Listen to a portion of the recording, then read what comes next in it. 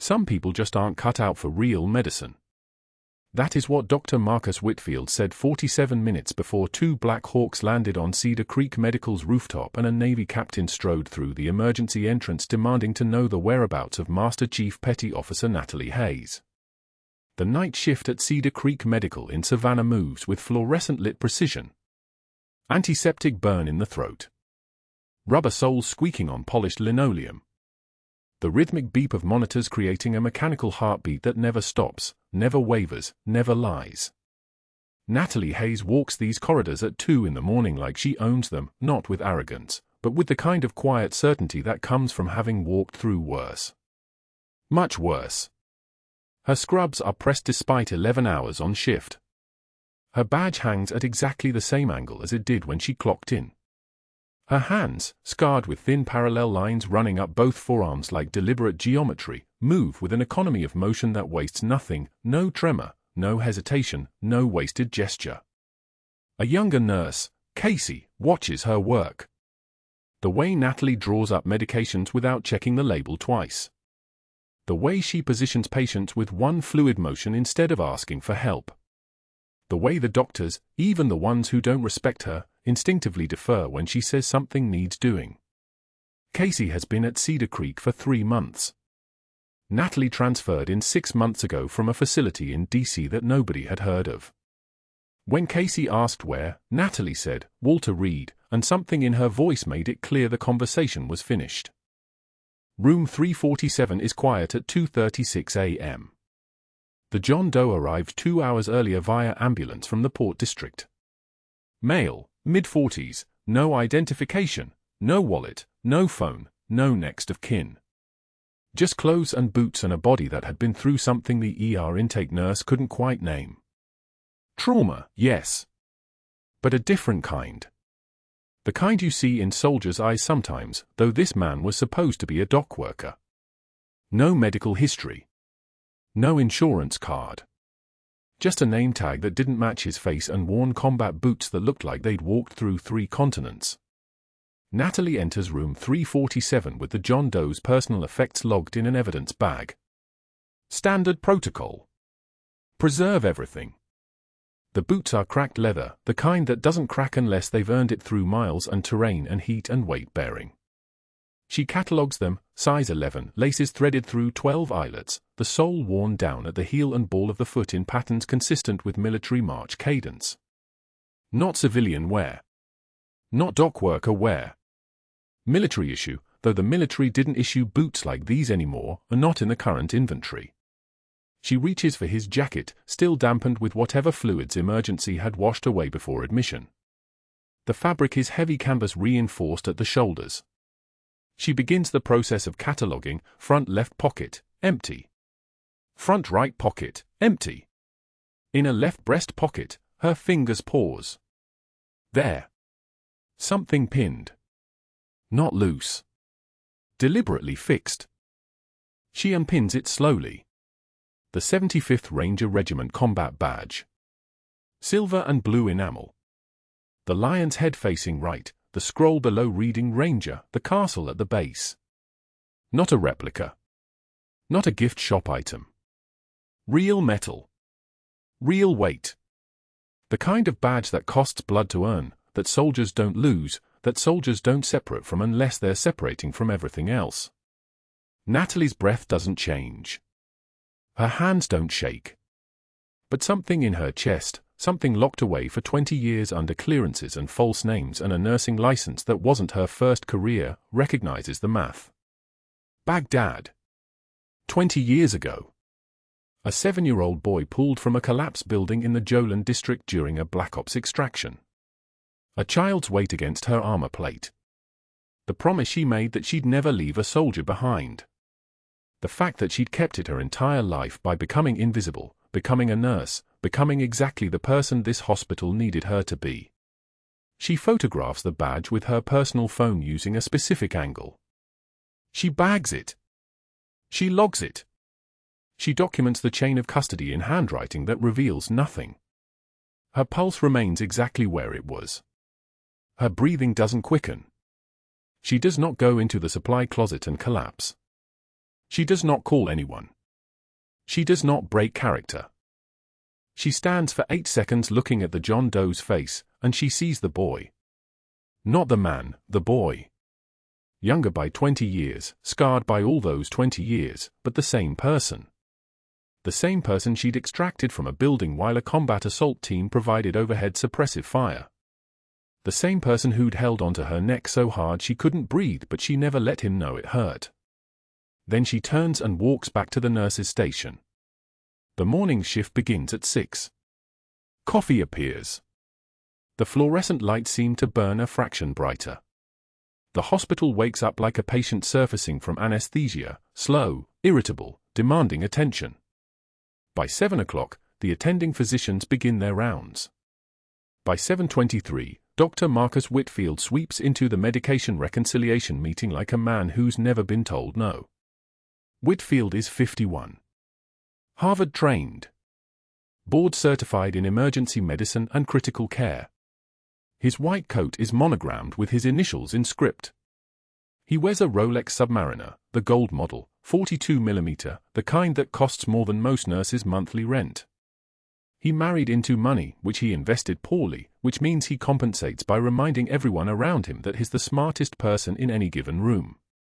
He's actually not the smartest. But he's competent enough to be dangerous, which is worse.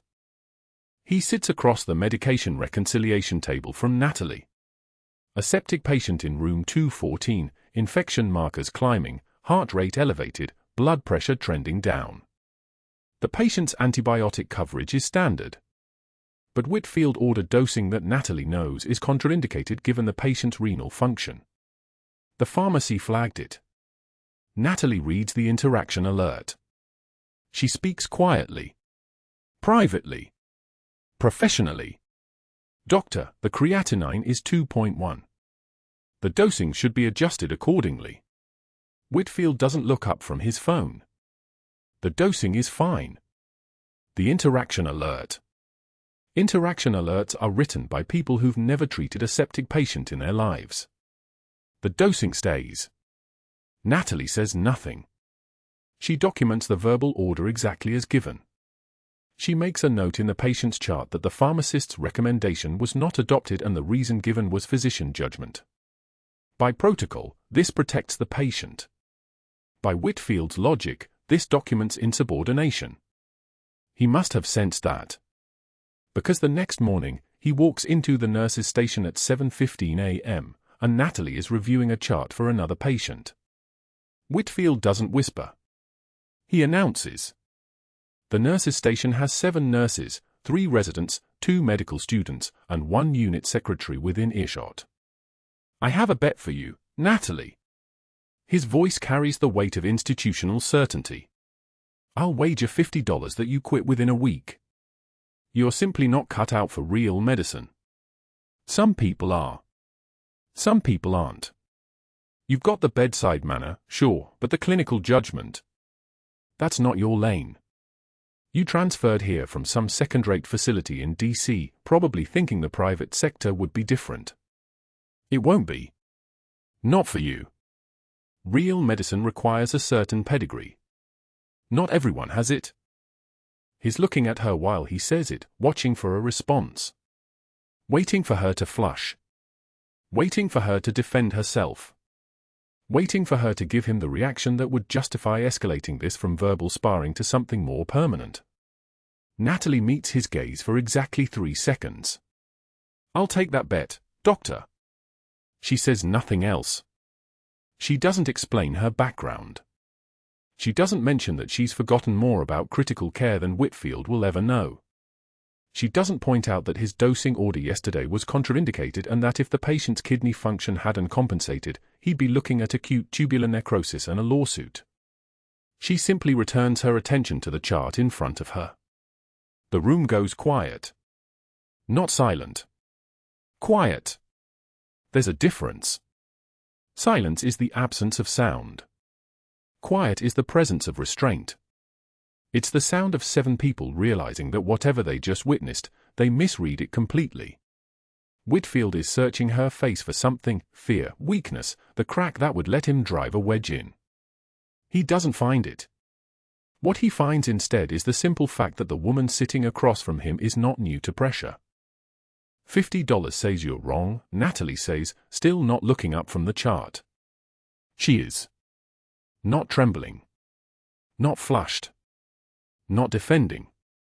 Just factual. Just certain.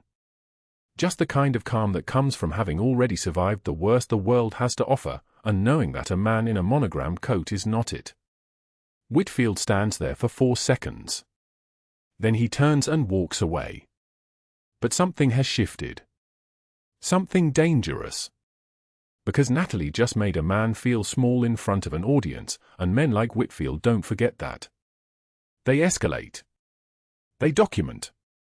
They call allies. They turn professional humiliation into institutional machinery. The question is not whether he'll retaliate. The question is how fast. And in room 347, the John Doe, the boy she extracted from Baghdad, the soldier she'd promised never to leave behind, remains unconscious, his combat badge logged in evidence, his identity still a secret, and the fact that Master Chief Petty Officer Natalie Hayes is standing in his hospital reading other people's charts while he's dying alone is the kind of coincidence that doesn't exist in the real world. It's a mission.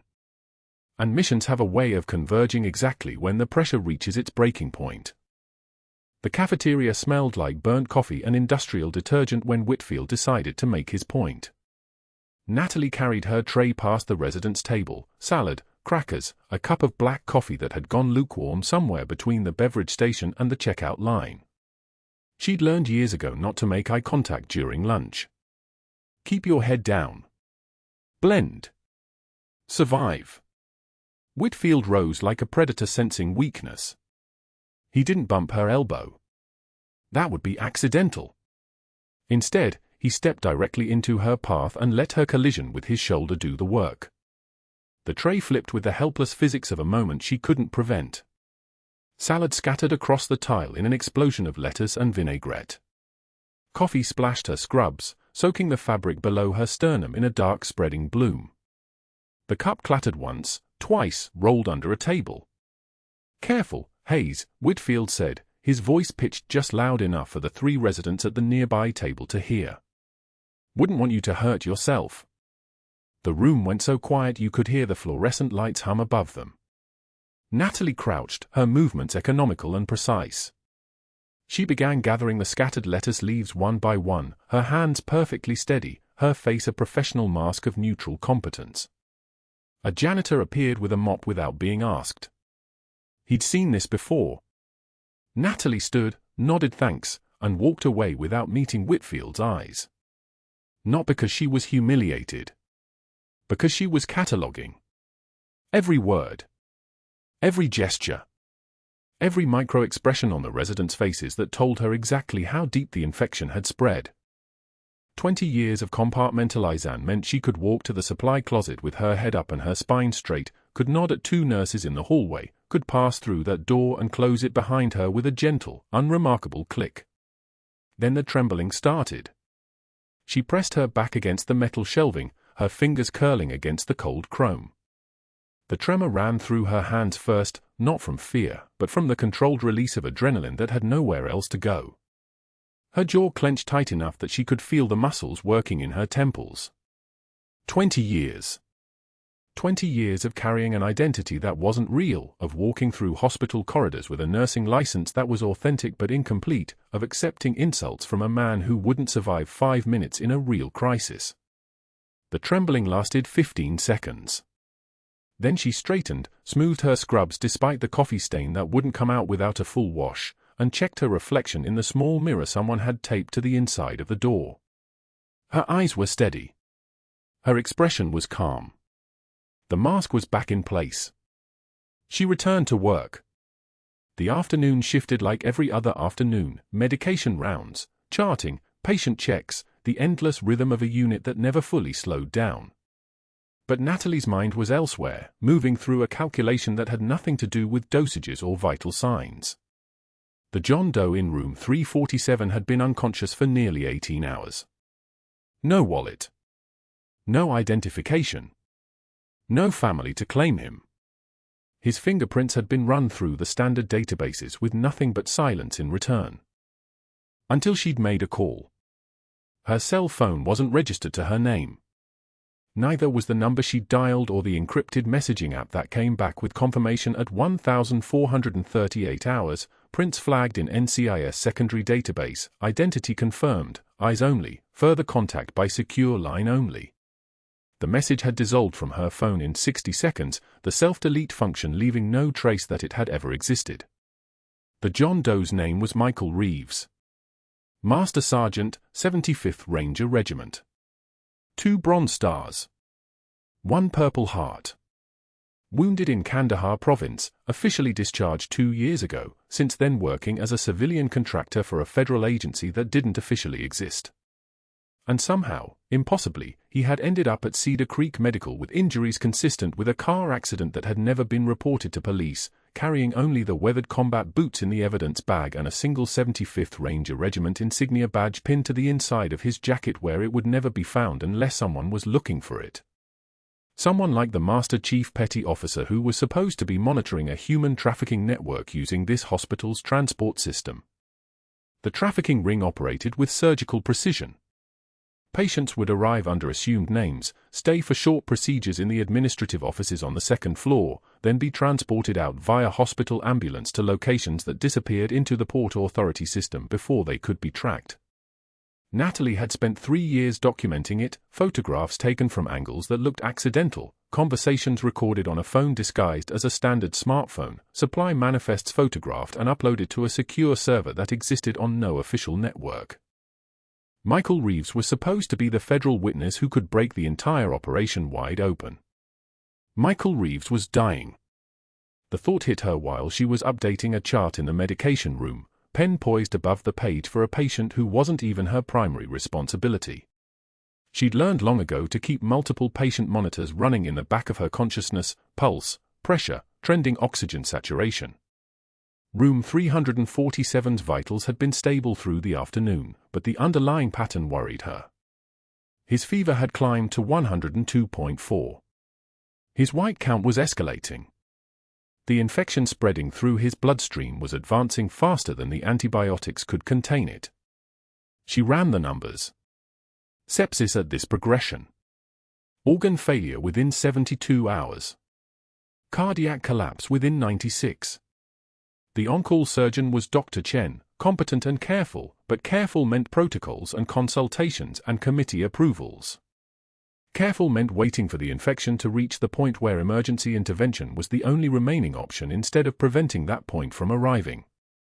But that wasn't the worst part. The worst part was that Whitfield was already circling room 347 like something predatory sensing a weakness in the herd.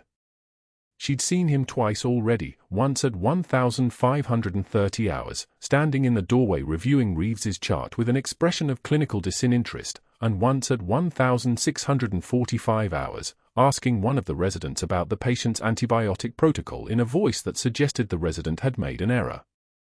Whitfield didn't know who was in room 347.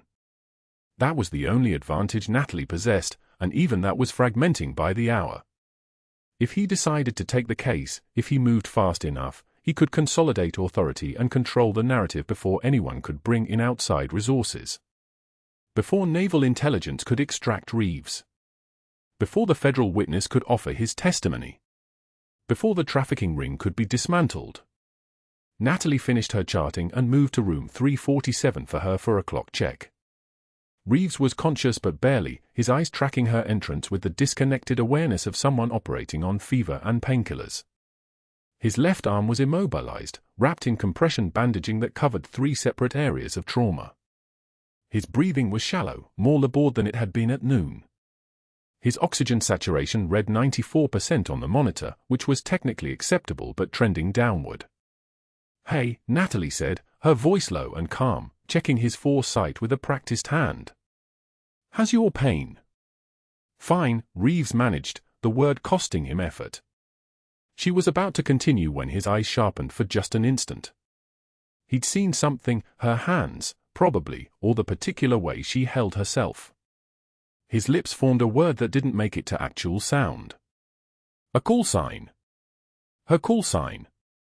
From Baghdad. From 20 years ago, when she'd been someone else entirely, and he'd been 7 years old, and the world had been burning down around them. Natalie's hands didn't pause. Her expression didn't shift. She finished checking his monitors, logged his vital signs, and was moving toward the door when she heard him whisper it again, just one word, barely audible, a ghost of recognition that only she could hear. Angel. The supply closet door was the only place in the hospital where she could stand without moving, without pretending, without the mask in place. She pressed her forehead against the cool metal frame and let the weight of it settle on her shoulders. The mission was collapsing. The operation was going to blow. Her cover was fragmenting in real time, and somewhere on the 4th floor, a man named Whitfield was already planning how to use that fragmentation to his advantage. The combat badge was still in her pocket. She'd retrieved it from the evidence bag during the early shift, photographed it, documented it, and then made the mistake of keeping it on her body instead of in a secure location. If Whitfield found it, if he connected the dots, if he understood what the insignia meant, he could weaponize that knowledge before she could stop him.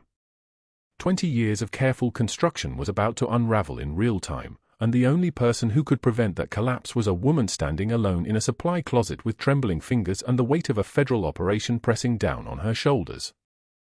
She straightened. She smoothed her scrubs. She checked her reflection in the small mirror taped to the inner door. The mask was back in place. But the next time someone tested her, the next time someone pushed, something was going to give. And when it did, the entire building was going to know exactly who she was and what she was capable of. The only question was whether Michael Reeves would be alive to see it happen. The monitor alarm screamed at 0300 hours. Not a warning beep. Not a gentle notification. A full cardiac arrest alarm, the kind that stops time in a hospital ward, the kind that turns nurses into sprinters and doctors into chess players working for moves ahead. Michael Reeves' heart had simply stopped. The EKG flatlined across the screen like a seismic event that had ended. Natalie was in the break room, her hands wrapped around coffee that had gone cold an hour ago, when the overhead intercom crackled, "Code Blue, room 347. Code Blue, room 347. She was moving before the second announcement finished. Muscle memory took over. Feet first. Then hands. Then the part of her brain that had been trained in places Savannah would never know kicked into operational mode. The hallway blurred. She was past the nurse's station in 4 seconds. The crash cart was already rolling, Terrence, the night tech, pushing it like he was running through smoke. ICU was a floor down. They didn't have time for elevators. Stairwell. 3 flights. Her badge clattered against her ribs as she descended, the sound like a weapon being chambered. By the time she hit the ICU floor, the on-call surgeon had already been paged. Dr. Patterson. Excellent surgeon. 30 minutes away. Maybe 25 if the roads were empty at 0300 hours in Savannah. Michael Reeves wouldn't last 25 minutes. The code team assembled in room 347 like emergency choreography, residents positioning themselves at chest and 4 lines, nurses managing medications, someone already on the phone with Patterson giving him a status update that amounted to, "We're losing him." Natalie stood at the edge of the controlled chaos for exactly 2 seconds, assessing. The sepsis had ravaged his system. The infection had triggered a cascade that his body simply couldn't sustain anymore. His heart had quit the way overloaded systems quit, not gradually, but catastrophically. The monitor showed asystole. No electrical activity. No heartbeat. No time. The lead resident, Dr. Chen, was performing CPR, his hands driving the compressions with mechanical precision, counting under his breath, 28, 29, 30. Another resident had already secured the airway with a size 7.5 endotracheal tube. The ventilator hissed its mechanical breath into Michael's lungs. Epinephrine had been pushed 3 times. Nothing was working. Patterson's ETA was being recalculated every 60 seconds. The updates came through in monotone, 22 minutes. Then 18 minutes. The numbers were becoming abstract. Michael Reeves didn't have 18 minutes. His brain was already dying without oxygen. His organs were already beginning their shutdown sequence. The window between dead and unsalvageable was closing like a door someone had set on a timer. Natalie moved to the crash cart without anyone asking her to. She was a nurse. She had a lane. But she was also something else, something that had trained in military field hospitals where surgeons were scarce and improvisation was the difference between a soldier going home or going home in a flag-folded box. She grabbed a scalpel from the emergency thoracotomy tray, her fingers finding the handle the way a pianist finds middle C. A muscle memory was a covenant with the past. "I need a left anterior thoracotomy," she said. Not a question. Not a request.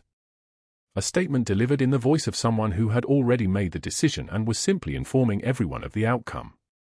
Dr. Chen's hand stopped. What? His heart's been flat for minutes. Epi's not working. Patterson's 18 minutes out. She was already preparing the site, swabbing with betadine, the iodine orange antiseptic bright against Michael's pale chest. "We're not waiting." "You're a nurse," someone said. The word carried surprise, maybe even offense. The idea that someone outside the hierarchy of white coats would take initiative. "I'm the only one here with a scalpel," she replied. No arrogance. Just fact. Unless you want to lose him while we wait for Patterson to show up. No one moved to stop her. That was the real answer. The scalpel made its first incision along the fifth intercostal space, following the anatomical landmark of Michael's nipple. The blade was hot and precise. Once. Twice. Through skin, through subcutaneous tissue, through the intercostal muscles that lay between the ribs like the strings of some terrible instrument. Blood pooled. She ignored it. Blood was information. Blood was evidence that she was reaching the right place. The interrib space opened. Fingers found the pericardium, the membrane surrounding the heart. She tore through it with controlled violence, the sound like ripping canvas. And there it was. Michael Reeves' heart. Flaccid. Useless. Dead. Natalie's right hand, still gloved in sterile latex, entered the chest cavity and cradled the heart like she was holding an infant. Direct cardiac massage. Open hand compression. Not the CPR they taught in certification classes, this was the medicine of last resorts, the kind performed in combat hospital tents when time had already run out and you were operating on borrowed seconds. She began to squeeze. Not gently. Not hesitantly. Hard rhythmic compressions, her hand working the organ like she was trying to remind it how to function, like she could push the rhythm back into it through sheer will and memory. Her other hand was free, moving with terrible grace. Fingers found the aortic cross-clamp on the crash cart. One-handed, her left hand still pumping Michael's heart, she clamped the descending aorta. Redirect the blood. Prioritize the brain. Prioritize survival. The room had gone silent except for the ventilator wheeze and the rhythm of her compressions. Everyone was watching. Everyone understood they were witnessing something that existed outside protocol, outside the neat organizational charts of hospital hierarchy. The second resident had already charged the defibrillator. Natalie nodded. One shock. 200 joules. The electricity crackled through Michael's body and his chest convulsed as if seized by something inhuman. The monitor screen changed. A spike. Irregular, but it was there. Electrical activity. A rhythm that approximated life. Natalie's hand was still inside his chest. She could feel it directly now, the faint contraction beneath her palm, weak and trembling like a bird recovering from shock. She maintained pressure, maintained rhythm, while the room began to breathe again. O2 sat, she asked.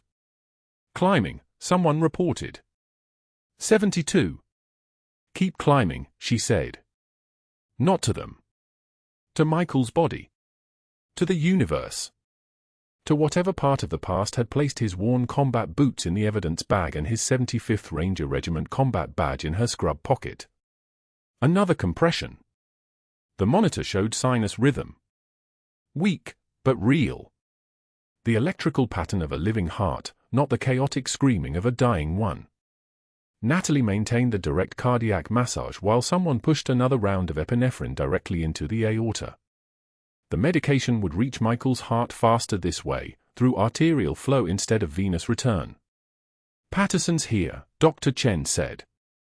"He's on the elevator." But Natalie was already handing over control. Her hand slipped out of the chest cavity with practiced precision. Someone else took over the direct cardiac massage, Patterson. When he arrived 2 minutes later, his face flushed from running, his scrub still wrinkled from being dragged on in whatever on-call room they'd found him in. 30 minutes became 3 minutes because someone had believed in the mathematics of impossible things. Patterson glanced at the open chest, at the clamp on the aorta, at the monitor displaying what was technically alive but barely. His eyes moved to Natalie, then away. He didn't ask questions. There would be time for that later. Right now there was a chest to close and a life that needed defending, and Patterson was already assessing what needed to happen next. Natalie stepped back. Her gloves were red. Her scrubs were spattered with blood that looked black under the fluorescent lights. Her hands were steady, the same hands that had pulled a 7-year-old boy from rubble in Baghdad 20 years ago, that had learned to hold fragile things without breaking them. She felt no tremor.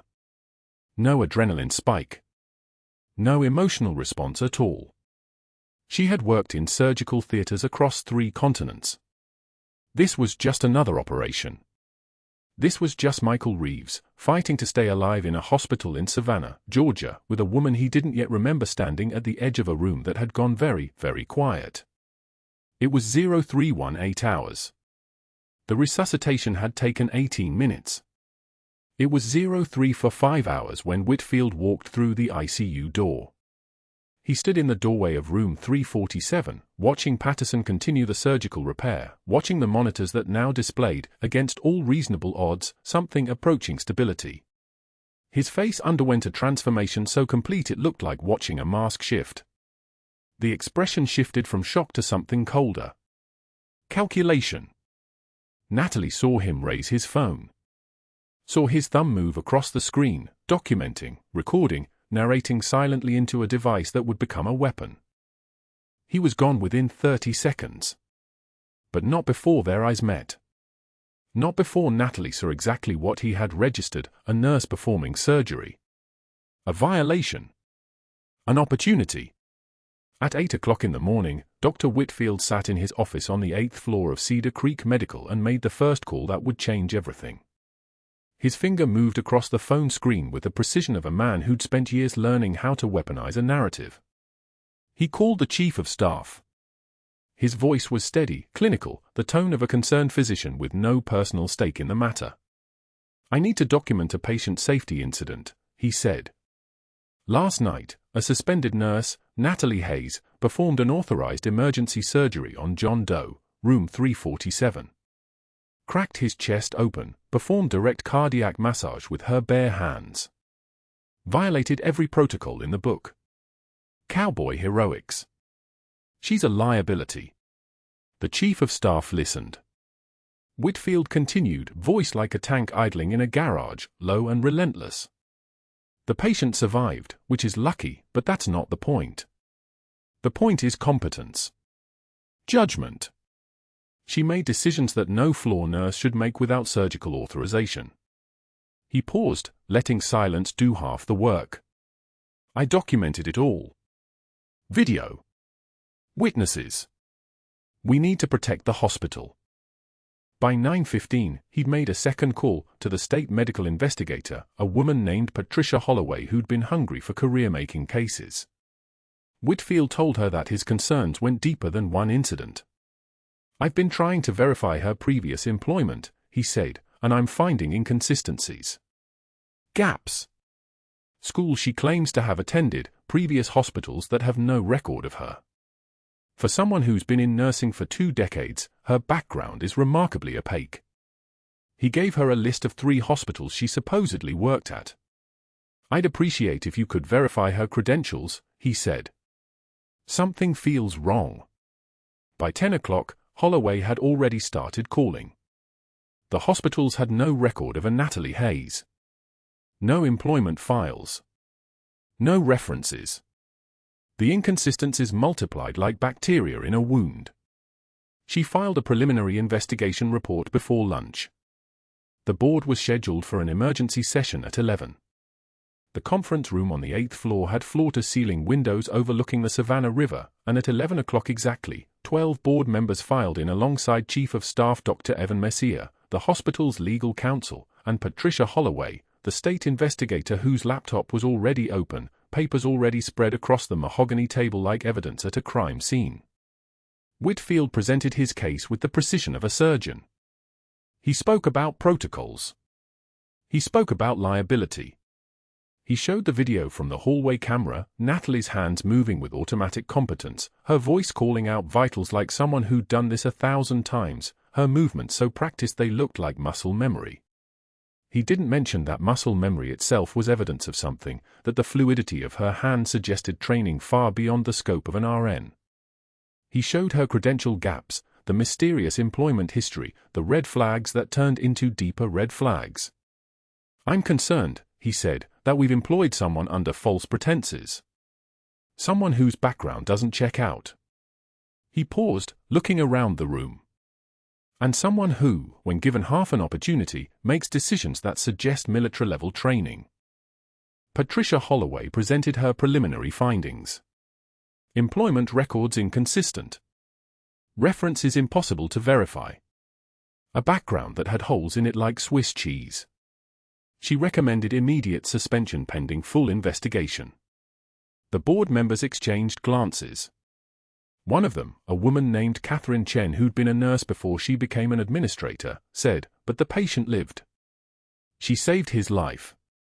Whitfield's smile was small and sharp. "This time," he said. "But what about next time? What about when her unauthorized heroics get someone killed? Are we liable? Absolutely. Are we protecting our institution? Not if we wait."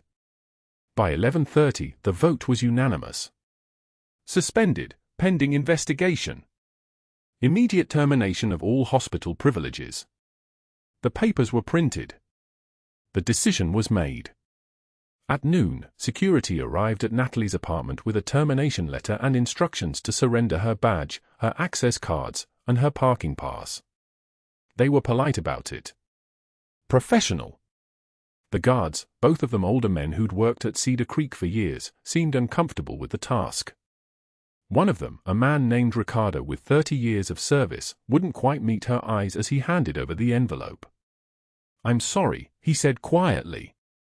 Natalie took the envelope, her hand steady, her face a mask of professional composure. "Thank you for the courtesy," she said. She was already thinking 3 moves ahead, already calculating what needed to happen next. She showered. Changed. Went back to Cedar Creek at 1:45, moving through the main lobby like she still belonged there, watching the staff and patients track her with their eyes, the nurse who'd saved the ranger, now suspended, now escorted out like a criminal by 2 security guards whose discomfort was visible in every step they took beside her. The walk from the lobby to the elevator, from the elevator to the main exit, took 4 minutes and 11 seconds. Every step, someone watched. A resident who'd seen her perform the emergency surgery. 2 nurses from the night shift who knew her only by reputation. An elderly patient in a wheelchair who didn't know her at all but sensed something significant in the way the security guards moved on either side of her, protective and condemning at once. She didn't look at any of them. Her eyes were forward. Her shoulders were level. The guards walked her to the parking garage, down 3 levels to her Honda Civic, the car that was registered under a name that wasn't hers, insured through a company that didn't exist, paid for in cash from an account that had been closed 2 years ago. The guard stayed long enough to watch her get in. Then they left her alone. 11 minutes. That's how long she sat there with her forehead pressed against the steering wheel, the concrete parking garage around her silent except for the distant hum of ventilation systems. 11 minutes of not moving. 11 minutes of the weight pressing down, 20 years of operations, 3 years undercover, 6 months embedded at Cedar Creek Medical, the entire network of sources and assets and handlers and federal witnesses all suspended in the air above her head like a sword that was just beginning to fall. Her phone buzzed. Encrypted message. Her handler, witness critical. Trafficking operation moves tonight. Abort mission? She stared at the message. Her fingers moved across the screen, negative. Still operational. The response came back, status? She typed, suspended from hospital. Cover intact with witness. Continuing surveillance. Awaiting orders. 30 seconds of silence. Then, understood. Stay dark. Extraction standing by if compromise detected. Do not attempt rescue of witness. She turned her phone face down on the passenger seat. Pulled the combat badge from her pocket, the one she'd found pinned inside Michael's jacket, because his name was Michael Webb, Captain Michael Webb, 75th Ranger Regiment, federal witness in a human trafficking investigation that stretched from Savannah to 3 states inland. The badge was worn, the silver burnished by 20 years of being carried by a boy who'd become a soldier who'd become a captain. She turned it over.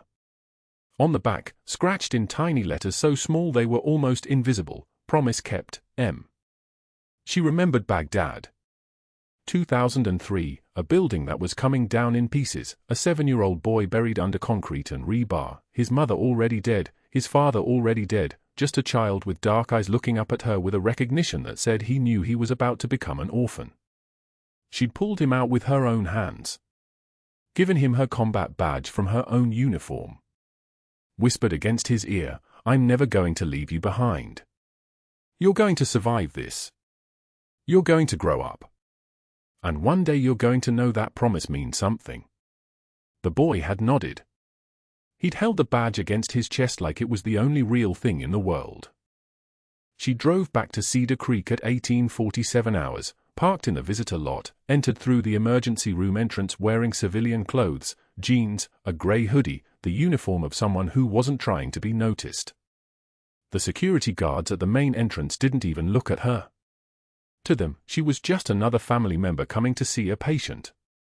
She took the stairs. 3rd floor. Room 347. The chart outside said stable. The monitor showed a steady rhythm, sinus rhythm, the heartbeat of a man who should be dead but wasn't, because she'd put her hands inside his chest and refused to accept the alternative. Michael Webb was awake. Barely conscious, eyes moving slowly, the hospital gown hanging off one shoulder to reveal the edge of a surgical dressing. His vitals on the monitor were strong enough, blood pressure holding at 98/62, heart rate steady at 84, O2 sat at 96 on 2 liters through a nasal cannula. She checked his IV, adjusted the flow rate on the pain medication without asking for authorization, used knowledge she shouldn't have, moved like she belonged there.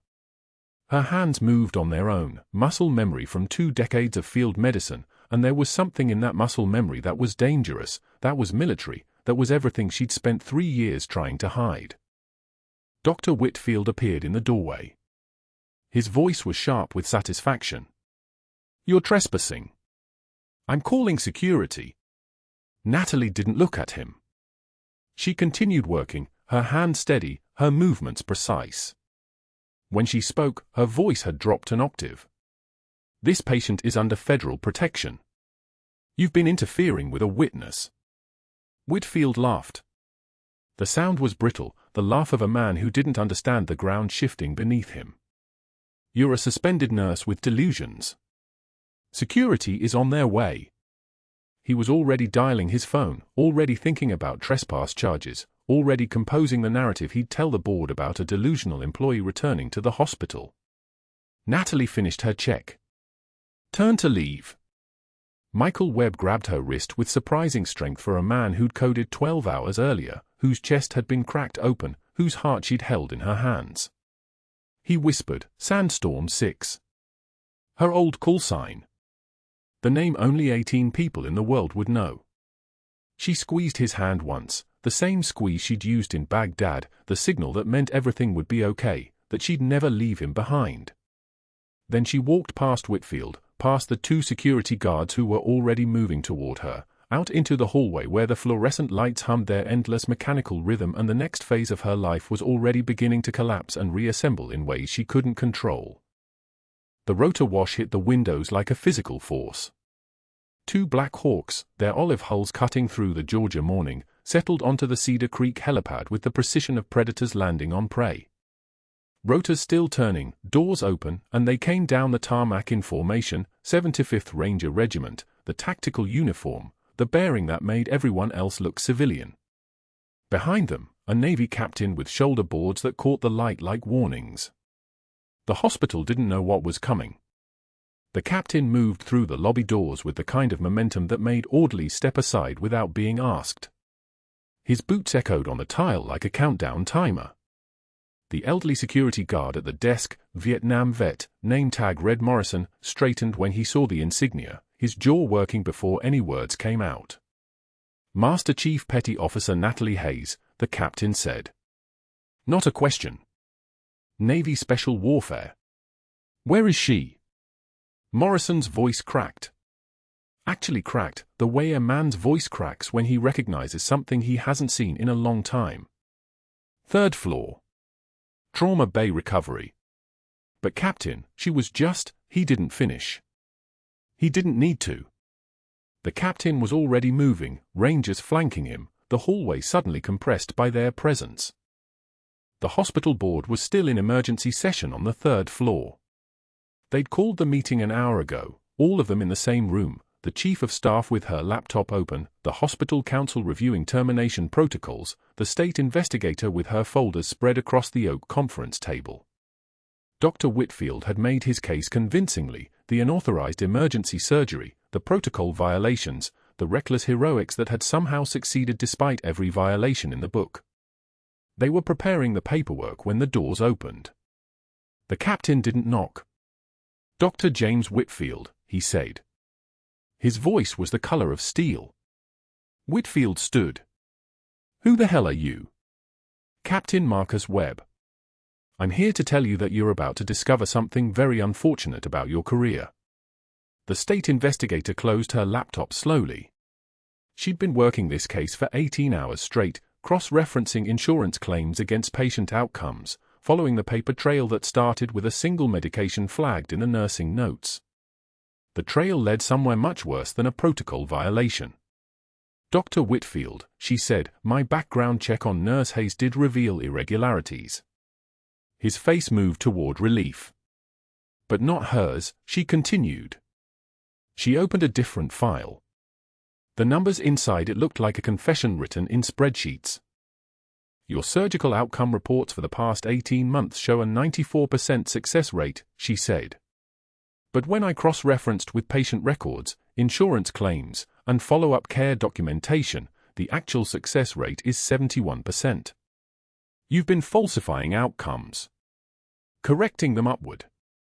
Systematically. For a year and a half. The silence in the room was the kind that happens when a man realizes his network is about to collapse. Whitfield reached for the chair. I don't know what you're talking about. That's ridiculous. Those records are falsified. Yes. I also found something else. She placed a second file on the table. Payment records, pharmaceutical company names, an LLC registered to his wife's maiden name. Pharmaceutical representatives from 3 different companies have made regular deposits totaling $417,000 over the past 2 years. All to an account in your wife's name. Those same companies' medications show up in your patient's treatment plans at 4 times the hospital average.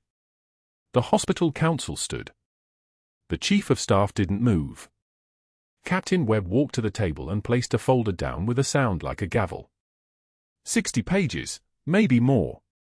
Photographs. Prescriptions. Dosage schedules. Payment records. The kind of evidence that doesn't need explanation because it explains itself. Master Chief Hayes' mission included documenting these irregularities, Webb said. His voice carried the weight of someone who'd seen classified briefings and carried state secrets. Every nursing error Dr. Whitfield complained about was the Master Chief photographing evidence.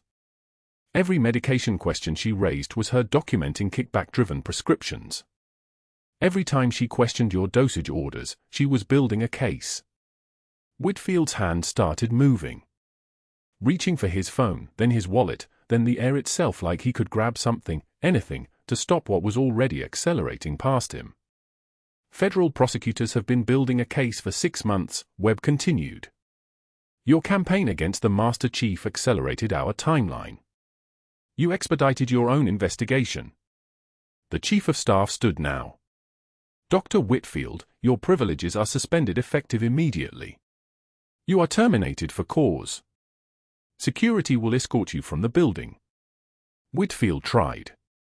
He reached for his network like a drowning man reaching for flotsam.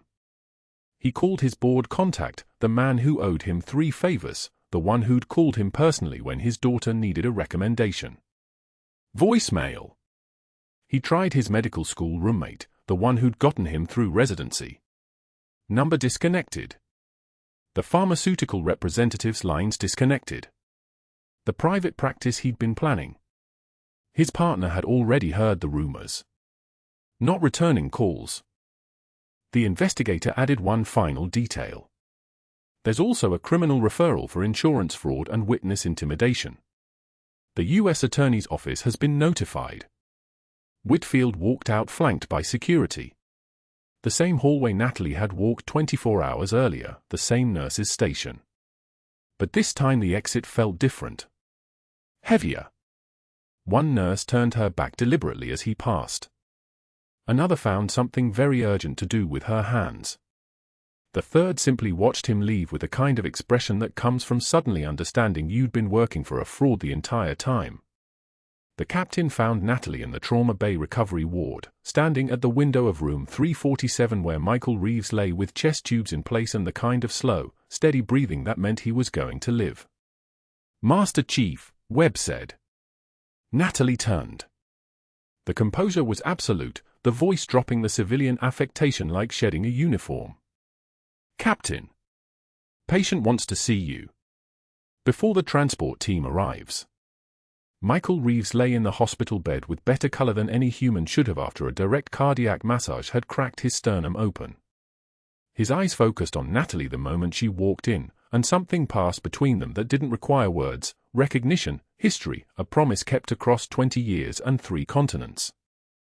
You kept it, he said.